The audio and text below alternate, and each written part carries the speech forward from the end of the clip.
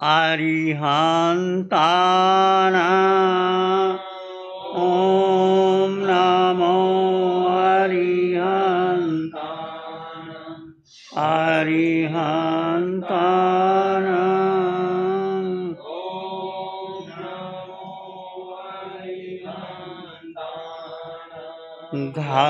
घबराओ न दुख से जीवन में, जीवन सुख दुख का मेला है।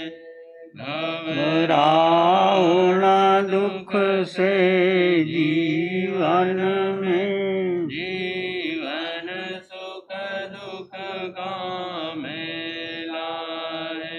शरणा ले लो अरिहंतों का, शरणा ले लो अरिहंतों का, क्यों करता व्यर्थ झमेला। ये प्रभु सिमरण की वेला है। अरिहंतानां ॐ नमो अरिहंतानां, अरिहंतानां ॐ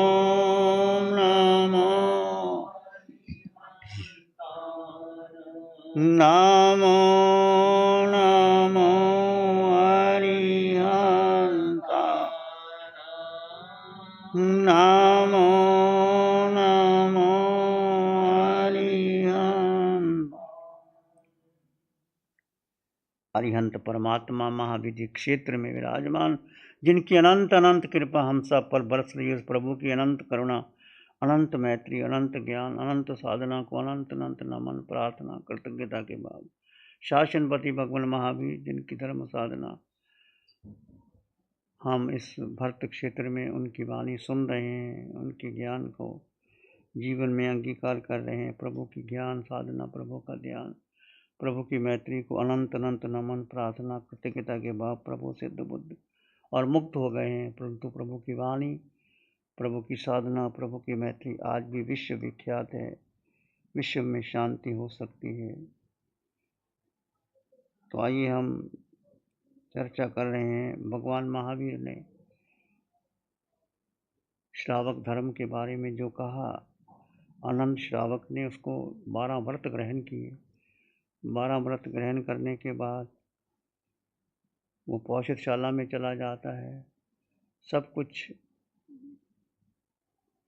घर बार को त्याग करके अपने ज्येष्ठ पुत्र को सब संभाल देता है, अपनी पत्नी का मुंह तोड़ देता है, किसी से कोई संबंध नहीं रखता। कुलाक्ष निवेश में प्राचीन पौषधशाला थी, वहाँ चला जाता है और कुशा का आसन बिठा करके लेट जाता है और 11 प्रतिमा धारण कर लेता है और अपने आप को आगे कैसे बढ़ाता है। एक जागृति आपके जीवन में, सब में जागृति होना चाहिए कि जो आप जीवन जी रहे हैं, ये जीवन यहाँ तक नहीं, ये तो छोटा सा जीवन है। कुसगे ज ओस बिंदुए तो वंग चिट्ठी लंब मानिए एवं मनियान जीवन समय कोई माप माए। ये जीवन कुशा के अग्रभाग पर रखा हुआ ओस का बिंदु लगता है मोती, पर वो मोती नहीं है। सुबह सुबह आप देखते हैं, बरसात का मौसम है और ओस बिछी है घास पर, मोती लगते हैं, परंतु जैसे ही सूरज निकलता है, धूप आती है, वो मोती झड़ जाते हैं। ऐसे ही छोटा सा जीवन मनुष्य का, कितना बरस, 100 वर्ष की उम्र तो होती ही नहीं, 60, 70, 75, 80 में चला जाता है। तो इतनी उम्र में जहाँ देवताओं की उम्र, नरक के निरियों की उम्र, सागरोपम पल्योपम कितनी बड़ी बड़ी है, तो कुछ भी नहीं। और छोटी उम्र में कितना उम्र तो बीत गई, फिर अब हमें क्या करना चाहिए। तो जीवन में जागृति का भाव आना चाहिए। छोटा सा मनुष्य का जीवन हमें यूं ही खाने पीने मौज उड़ाने में नहीं व्यतीत करना चाहिए, धर्म करना चाहिए। और धर्म आपको मिल गया, सत्य का धर्म मिल गया, अब उसमें जीना चाहिए। तो जागृति है, लोक के साथ परलोक का भी भय रहे कि ये जीवन जीने के बाद आखिर जीव चला जाएगा, पता नहीं कहाँ जाना होगा, कौन सा कर्म उदय में आ जाए, कोई ऐसा कर्म उदय में आ जाए पशु बनना पड़े, ऐसा कर्म उदय में आ जाए नरक में जाना पड़े, ऐसा कर्म उदय में आ जाए अधोगति में जाना पड़े, तो फिर क्या कर सकते हैं? कुछ भी नहीं कर सकते। आजकल हम देखते हैं बीमारियां कैसे फैल गई। बीमारी तो पहले भी थी, 16 प्रकार के रोग थे, परंतु आजकल निदान हो जाता है, पहले निदान नहीं होता था। पता नहीं आदमी बैठा है, कुछ नहीं उसको पता, अचानक डायग्नोज करता है, टेस्ट करवाता है, किसी को कैंसर हो गया, किसी को लीवर की प्रॉब्लम हो गई, किसी को किडनी की प्रॉब्लम हो गई, किसी को कुछ हो गया, अस्पताल में चले जाते हैं। पर जब कर्म आया तो अस्पताल भी कुछ नहीं कर सकते, डॉक्टरों के पास चले जाते हैं, जिसके पास पैसा है वो तो पैसे से सोचते हैं कि हम ठीक हो जाएंगे, पर डॉक्टर के पास जाने पर भी कौन सा इलाज होता है? कर्म रोग, जो कर्म आया है, किसी के रूप में कर्म आया है, उसका भुगतान तो करना ही होगा। तो कर्म रोग समझो। यदि आज आपके जीवन में कष्ट है तो मेरा अपना किया हुआ कर्म, यदि आज मुझे सुख मिल रहा है तो मेरा अपना सुख। सुख में फूलो मत और दुख में घबराओ मत, समता शांति में रहने का प्रयास करते रहो। तो सोचो, अंतिम समय जब आ जाए, कोई रोग आ जाए, कुछ भी आ जाए, तो क्या करना? बोलो क्या करना? जब रोग आ जाए तो क्या करना? क्या करना? बोलो क्या करना? क्या करना? क्या कहते हैं? घबराओ मत। घबराओगे तो फिर करोगे क्या? घबरा से सहन, समता से सहन करना। और क्या करोगे? शरीर त्याग देना। और क्या करना? हाँ जी, हाँ संथारा ले लेना, ये बात कही ना, संथारा ले लेना। क्यों? जाना तो है ही, जहाँ तो है। दिल्ली के अंदर अपने अरिहंत नगर के अंदर एक बहन मंजू है, मंजू ही ना उसका नाम, उसको पता लगा। वो देखो ध्यान का कितना बड़ा लाभ होता है। वो अच्छी शादी का है, वो ध्यान शिविर करती थी, कर रही है, उसको पता लगा कि कैंसर हो गया है। कैंसर होने के बाद वो घबराई नहीं, और घर की परिस्थितियाँ भी ऐसी है, उसकी एक बेटी वो दिव्यांग है, वो बोल नहीं सकती, घर की परिस्थिति भी ऐसी थी, परंतु वो शांत मौन, और कहते हैं उन्होंने संथारा ले लिया। संथारा लेने के बाद आज 10वां 11वां दिन है, शांत। ऐसा नहीं कष्ट उसको नहीं आता, कष्ट है, पर वो समता से सहन कर रही है। और इस कष्ट में कितने कर्मों की नजला कर लेता है व्यक्ति। एक कारण ये है कि क्या करें, कोई सेवा नहीं करता, कोई ध्यान नहीं देता, कोई डॉक्टर के पास लेकर नहीं जाता, इतना पैसा नहीं, हम क्या करें? ठीक है, जाना तो है, संथारा कर लो, छोड़ो। तो इस मामले में ऐसा सोचने से क्या होता है, कर्म कट जाते हैं। दुख, बड़े से बड़ा दुख भी आ जाए, वो आपके लिए क्या है, साधना से कर्म काटने का अवसर मिल जाता है। तो जागृत रहना चाहिए कि जीवन इतना तो चला गया, थोड़ा सा जीवन है, शेष है, कष्ट आ गया, तो स्वीकार कर लो, स्वीकार करो, एक्सेप्ट एक्सेप्ट एक्सेप्ट। स्वीकार करोगे, घर में हर बात है, छोटी मोटी बात है, पति पत्नी है, बाप बेटा है, सासू बहू है, झगड़े होते ही हैं, किसके घर में झगड़े नहीं होते? सुनो, छोड़ दो, हट गो, ठीक है, चलता रहता है, मैंने क्या उस बात को बना। जैसे लस्सी को कितना मर्जी बना दो, पानी डाल करके बड़ी बनती रहती है, और झगड़ा करते रहो, करते, तूने ऐसे कहा, मैंने ऐसे कहा, तूने ऐसे कहा, मैंने ऐसे कहा, झगड़े झगड़े करके क्या, कहीं से कहीं बात को बढ़ा लो। तो कहने का अर्थ है कि अच्छे ढंग से जियो, कैसी परिस्थिति जीवन में आ जाए, मेरा किया हुआ अपना कर्म है भाई, किसी का कोई दोष नहीं, किसी का कोई दोष नहीं। पता नहीं व्यक्ति को कहाँ से कहाँ जाना पड़ जाता। हम अपनी बात करें, हमने जाना था, रहना था पंजाब के अंदर, आदिश्वर धाम कुपकला बना, कोशिश की, वहाँ नहीं रह पाए। फिर दिल्ली के अंदर रामा विहार बना, वहाँ भी नहीं रह पाए। फिर अपने नासिक में केंद्र बना, वहाँ भी हम रहे, पर नहीं रह रहे। आकर के आपके पास रह रहे, हमें क्या पता था यहाँ रहना पड़ेगा। और यहाँ आनंद में है। प्रकृति नियति, आपको नहीं पता कि आपने जो घर बनाया है आप रह पाओगे कि नहीं रह पाओगे, क्या पता। कर्म कहाँ से कहाँ उठा के ले जाए व्यक्ति को, कुछ पता नहीं। अनसर्टेनिटी। किसी पर भरोसा मत रखो। किस पर भरोसा करना है ललिता भाई, किस पर भरोसा करना है? अपने पर भरोसा, और किसी पर भरोसा नहीं। ना धन पर, ना बच्चों पर, ना अपनी किसी पर कि ये मेरी सेवा कर देगा। सोचो ही मत, सोचो ही मत कोई सेवा कर देगा। मैं समर्थ हूँ, क्या सेवा की। कष्ट आ गया तो आने देना, संसारा कर लेंगे, क्या और क्या हो जाएगा। चाह ही मत रखो किसी की तरफ, सुखी हो जाओ। एकत्व भावना का पोषण करो। जीव अकेला आया अकेला जाएगा, कोई किसी को बचा नहीं सकता। एकत्व भावना, अनित्व भावना, दो भावना पोषण करना। जब शरीर ही मेरा साथ नहीं दे सकता तो दूसरे से मैं क्या एक्सेप्ट कर लूँ कि मुझे साथ मिल जाएगा। इसलिए विचार करना, अपने को जीना। तो फिर हम सोचो कि कितने अच्छे दिन हैं। कभी बुरे दिन भी आते हैं। मनुष्य कभी अच्छा पुण्य किया तो देवगति में चला गया, मनुष्य बन गया, और पाप किया तो पशु योनि में चला गया, नरक में चला गया। कैसे कैसे हमने जन्म बताए, नरकों में गए, निगोद में गए, पशु पक्षी बने, हर तरह के जीवन जिया। ये तो कुछ भी नहीं। आप देखते हैं सड़क पे कुत्ते हैं, बेचारे को रोटी का टुकड़ा नहीं मिलता, किसी की टांग नहीं चलती, इधर से भागते हैं, उधर कोई डंडा इधर मारता है, कोई इधर मारता है, कुछ नहीं कर सकता। अपने किए हुए कर्म है, कोई कुछ नहीं कर सकते। तो कहने का अर्थ, जीवन में सोचना चाहिए कि व्यक्ति का जब अंतिम समय निकट आ जाए तो क्या करना चाहिए। बोलो, आपको क्या करना चाहिए?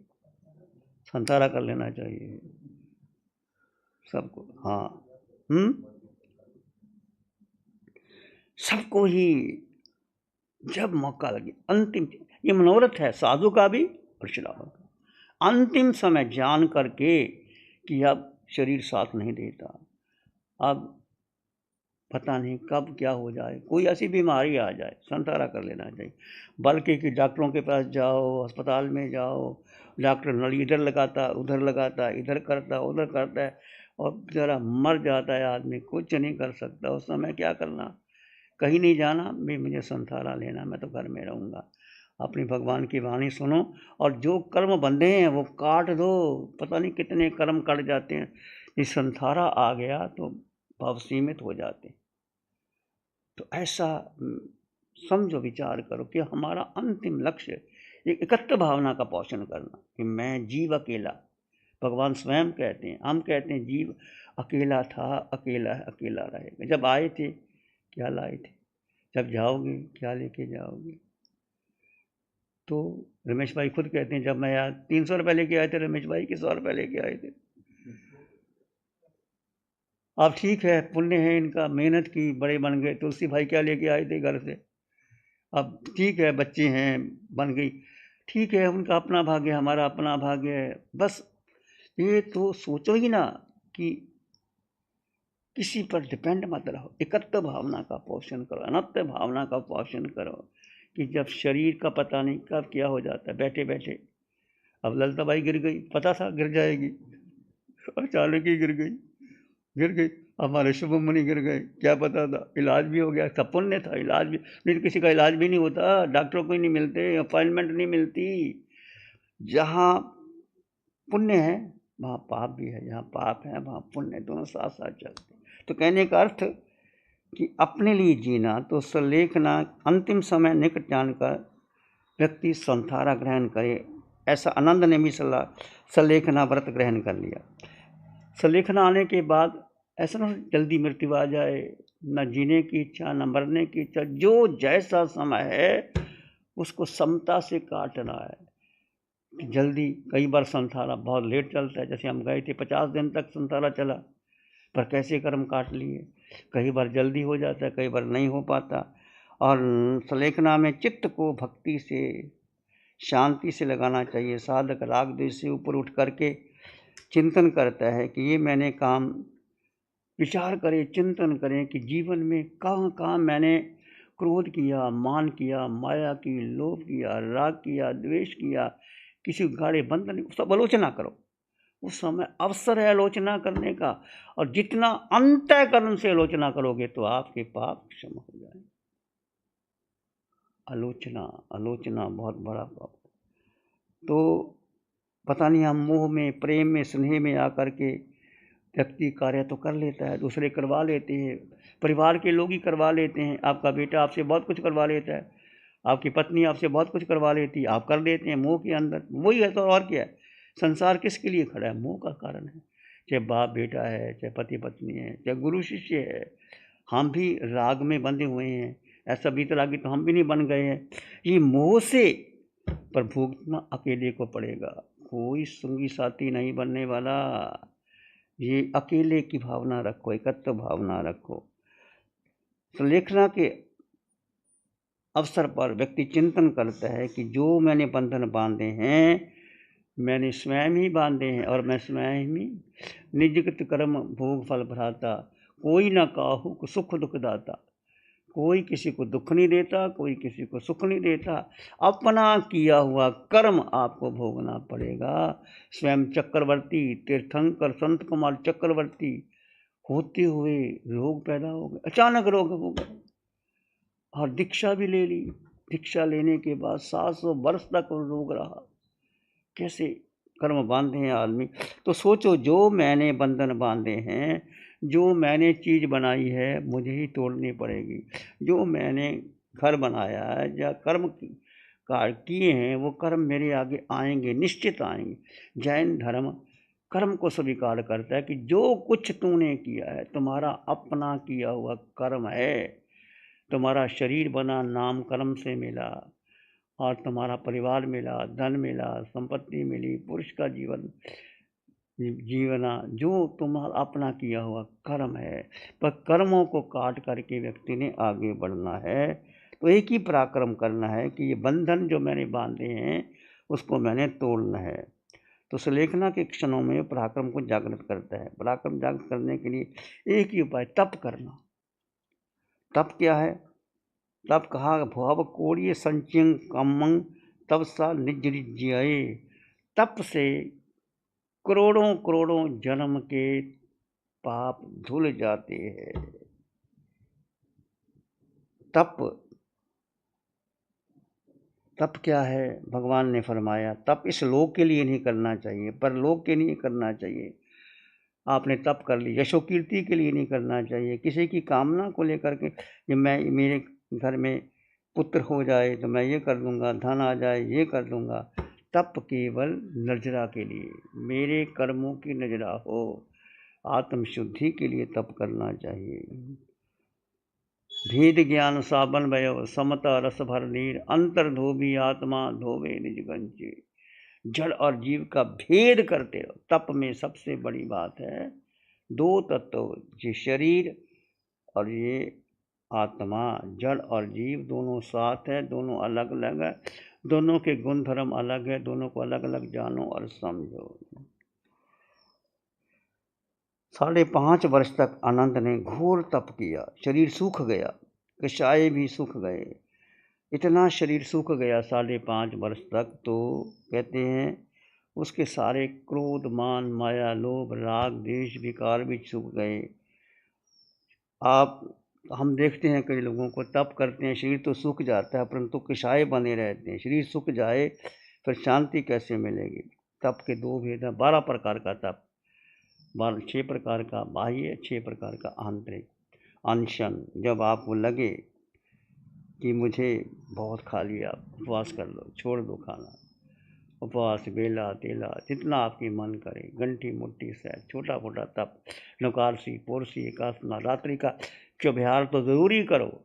12 घंटे आपके रात्रि में बीत गए तो 6 महीने का आपको तप का लाभ मिल सकता है। और भगवान ने कहा है कि श्रावक को या किसी को रात्रि भोजन करना ही नहीं चाहिए। रात्रि भोजन महापाप है, दोष लगता है, शरीर को नुकसान देता है, जठराग्नि कमल मुरझा जाता है। इसलिए रात्रि भोजन त्याग करना चाहिए। सुबह उठ कर के भी जल्दी खाना नहीं चाहिए। जैसा आदत डालो वैसे हो जाते। हमारे सुशील जी वर्षों से पहले कहते पता नहीं कितना कप चाय पी लेते थे, माने डायरेक्टर थे अपनी कंपनी के। अब देखो नियम बना लिया इन्होंने, एक आसना करना और 12 बजे 1:30 बजे के बाद अपना भोजन लेते, एक टाइम भोजन लेते हैं और वो भी अपना लिमिटेड लेते हैं। ऐसी ज़िंदगी जी रहे हैं, आराम से जी रहे हैं।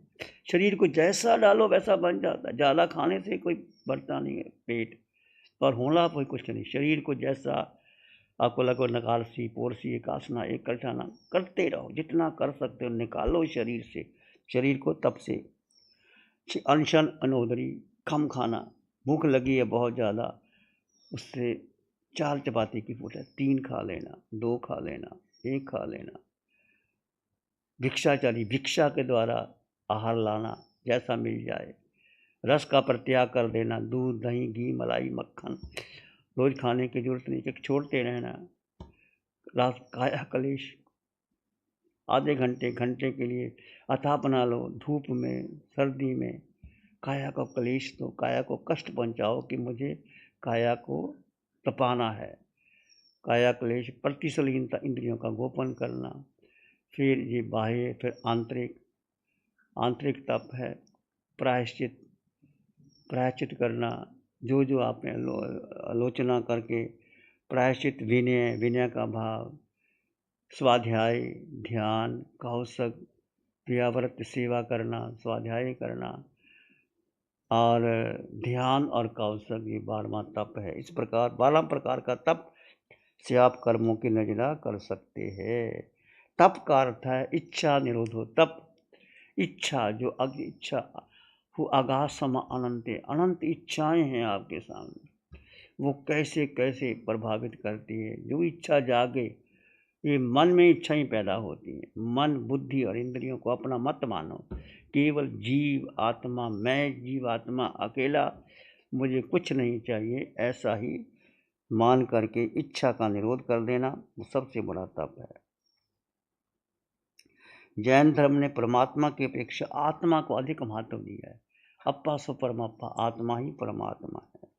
और आत्मा को महत्व, पूरे ब्रह्मांड में आत्मा में शक्ति है कि सारे ब्रह्मांड का ज्ञान आत्मा में आ जाता है। 5 प्रकार का ज्ञान कहा है, मति ज्ञान, श्रुति ज्ञान, अवधि ज्ञान, मन पर्यव ज्ञान, केवल ज्ञान।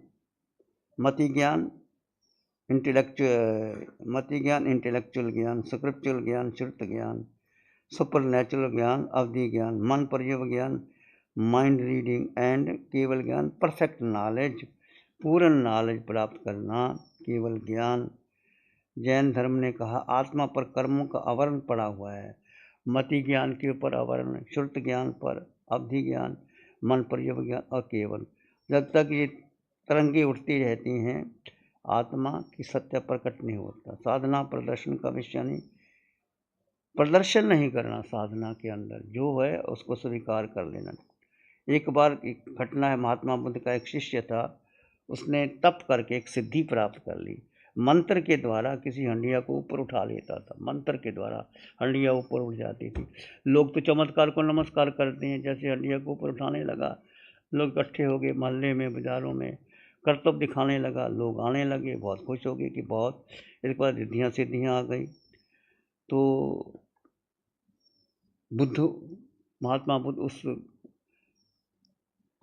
शहर से गुजरे और उसने भी देखा, महात्मा बुद्ध ने उसको महत्व नहीं दिया, चले गए। और उन लोगों पर प्रसिद्ध हो गया कि उसको आत्मा का बल में इतनी शक्ति आ गई। महात्मा बुद्ध ने जब सायंकाल को शिष्य को बुलाया, कहने लगे कि भाई तू अपनी शक्ति क्यों नष्ट कर रहा है, ये दिखावे के लिए कुछ नहीं है, तुम्हें क्या लाभ मिल जाएगा। हंडिया को ऊपर उठा लिया तो क्या अपनी आत्मा को ऊपर उठाना, हंडिया को मंत्र बल पर हंडिया को ऊपर उठा दी, जिससे क्या ये क्या है।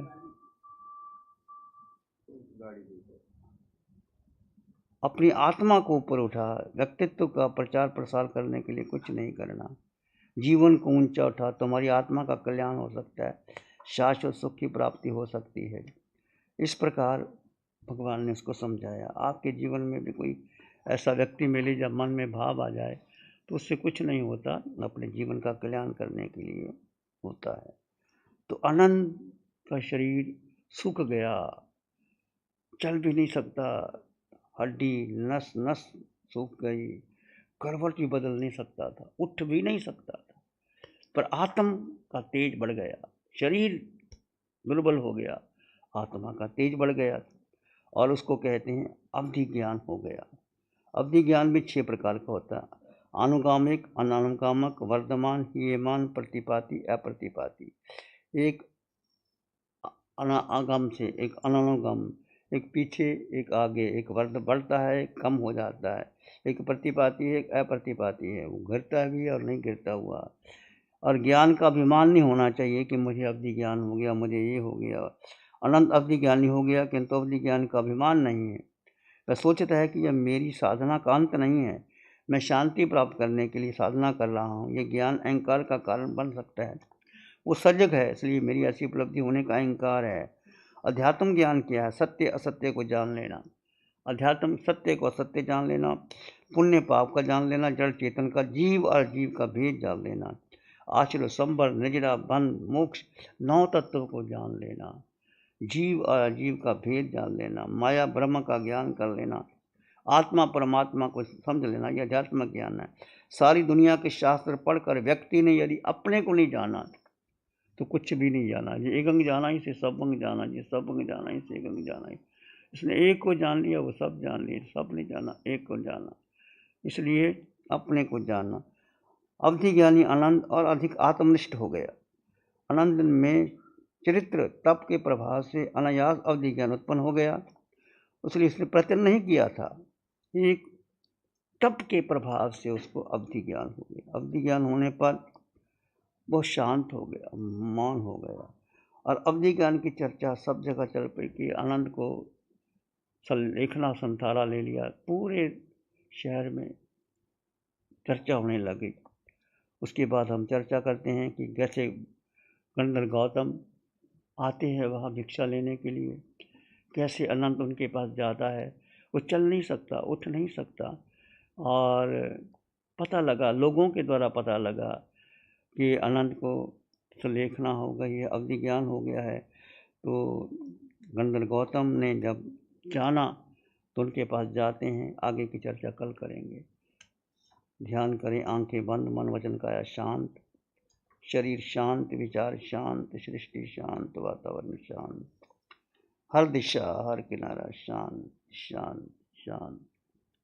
सिर के सिरे से पांव के अंगूठे तक अपने भीतर शुद्ध चेतना का एहसास कीजिए। तुम मात्र मात्र मात्र आत्मा हो, इस आकार में निराकार आत्मा, शुद्ध आत्मा, संपन्न आत्मा, परिपूर्ण आत्मा।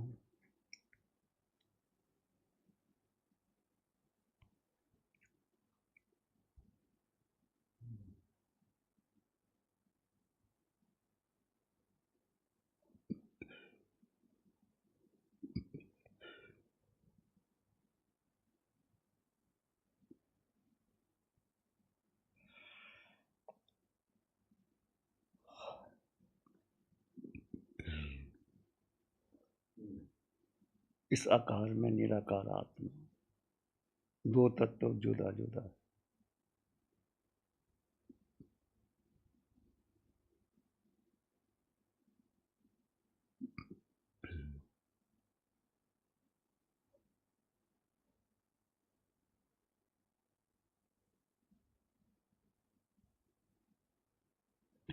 विचार आए तो आने दे, जाए तो जाने दे। अपने भीतर गहन मौन और शांति का अनुभव करें, सत्य का अनुभव करें।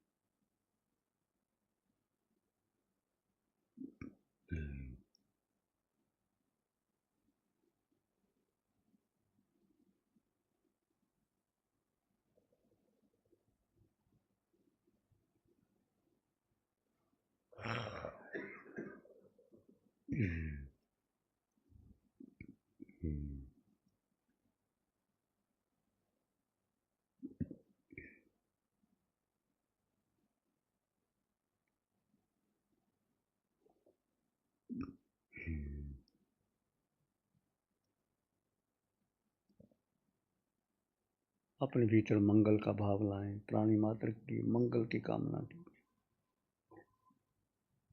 एक शरण है धर्म की और शरण नहीं कोई, सत्य धर्म के तेज से जन जन मंगल हो, सबका मंगल होए, तेरा मंगल होए, सबका मंगल हो, सबका भला हो, सबका मंगल हो, सबका शुभ हो।